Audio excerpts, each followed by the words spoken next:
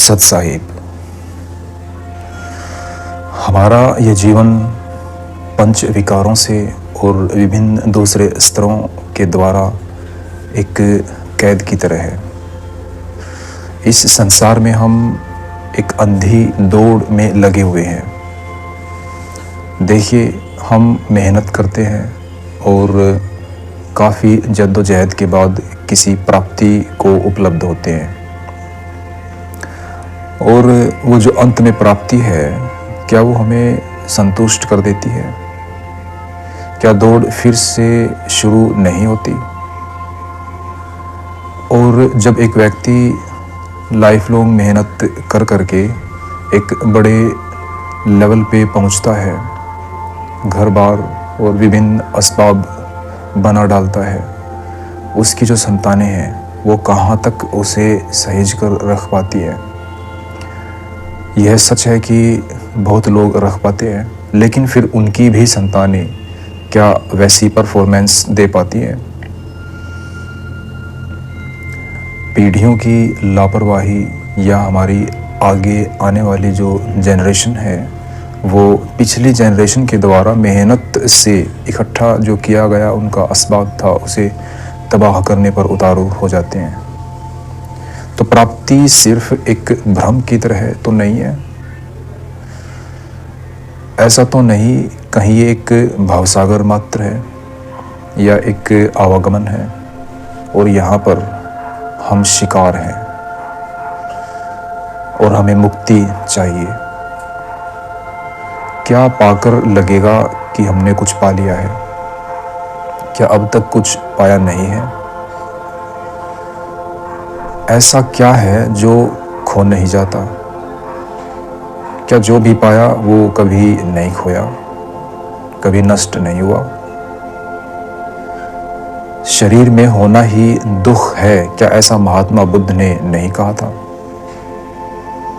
और मन की देखिए एक आदत है, वो सदा आगे को दौड़ता है।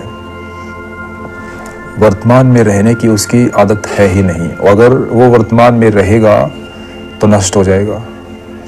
आप कोई संकल्प करते हैं कहीं जाने का, जब तक वहाँ पहुँचते नहीं आपका मन वहाँ पर लगा रहेगा, लेकिन फ़िलहाल जहाँ आप हैं वहाँ पर नहीं होगा। और जैसे ही आप वहाँ पहुँच जाएंगे, मन वहाँ नहीं रहेगा, वो और आगे जा चुका होगा और किसी और कल्पना में खो चुका होगा।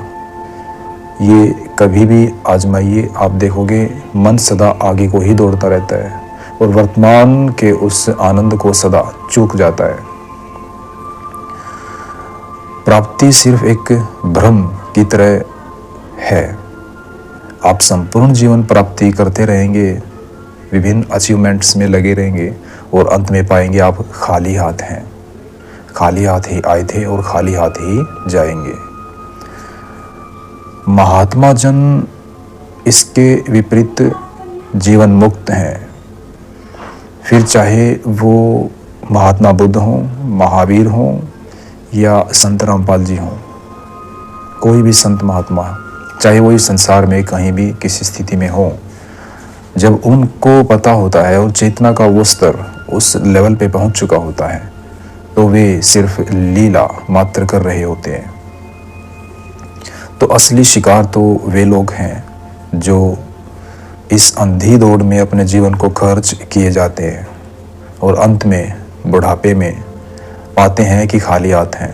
और जो असली संपदा परम चैतन्य के साथ जो एक मेल हो सकता था, उससे चूक जाते हैं और अंत में अपने को यूं ही नष्ट कर लेते हैं और अगले जन्मों की यात्राओं पर चले जाते हैं और उसी आवागमन का एक हिस्सा बने रहते हैं।